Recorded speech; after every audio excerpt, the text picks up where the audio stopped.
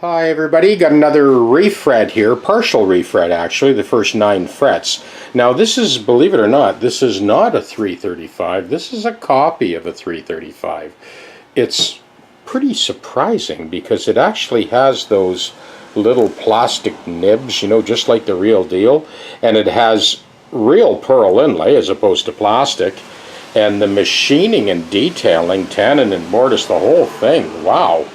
I was surprised. This is really well made. Anyway, I am doing a partial refret. I got 4 frets left to go here, but while I'm at this stage, I wanted to kind of give you an aerial view. So what I'm doing here is I'm actually disking both ends on my stationary disc sander dead flat. So with these ones, you don't have to notch out the underside because it basically butts up to that little plastic nib. Now this is super precise. I'm going back and forth between the disc sander and the buffer with each fret to double check, triple check, quadruple check, so that when I drive it home, it looks like this. Just want to give you a heads up before I go any further.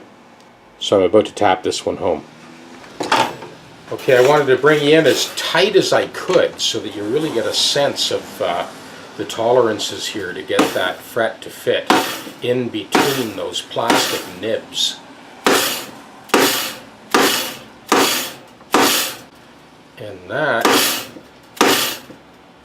that is it. Now these frets, of course, are a little bit proud. They're a little higher than the original frets, so I'm going to gently dress those down to the height of those upper frets, and we'll be back to factory spec, much like that Laravel video you just saw.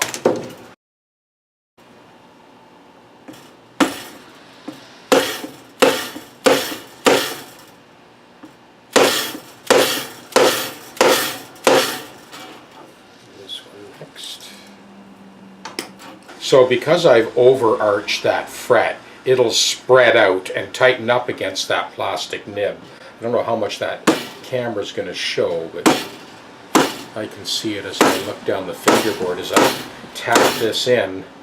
Yeah, pretty good tolerance here. So far, so good. On to the last 2 frets.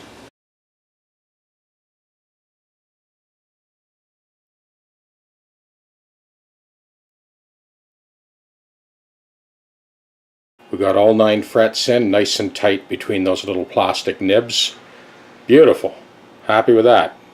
Now, as I do on a regular fret job with no binding, I buff all of those ends, and now this job becomes a fraction of the work.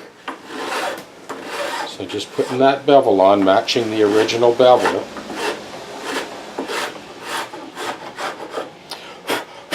So now we've matched that original bevel. We still have to level counter polish it. One side down, one side to go. Okay, this side, same deal. Just very gently bring that bevel down. Just those 9 frets. You can hear there's almost no resistance at all to that file, and that's what you want. And that is how quick our edge dress. So I'm going to start with the top end on this guitar, because it's really this bass side. I'll get my little straight edges out and kind of check as I go, but this was where the trouble area was, and as you've heard me say in so many other videos, the neck to body junction is almost always an issue.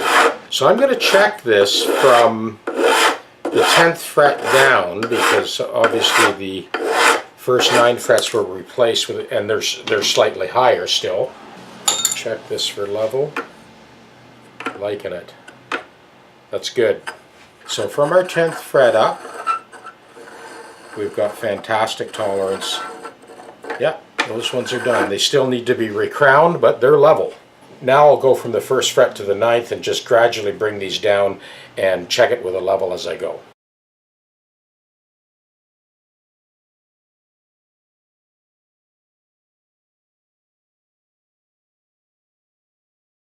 Because we've replaced the first 9, then I'm looking for just the faintest little scratch mark across that 10th fret.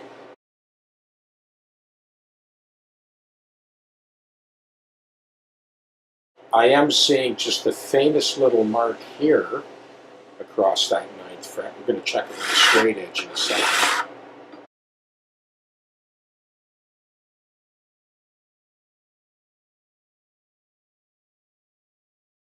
You can see that this is our last new fret, and you can see how wide the tooling swath is across the crown of the newer frets, which were slightly higher than the original frets. So we've got that leveled now. Obviously this all needs to be recrowned and polished, and even up here we've got a little bit of recrowning and polishing to do. So that's our final buff. Everything's been leveled, recrowned, and polished. We've got it good and tight between the little plastic nibs. Well, here's the finished job. So all of those original plastic nibs are still intact. So we changed those first 7 frets, and we managed to install the new frets in between the original plastic nibs. So again, we're covering our tracks. Looks like the guitar's never been touched. Looks like it just left the factory in mint condition. Ryan's gonna love this. Cheers.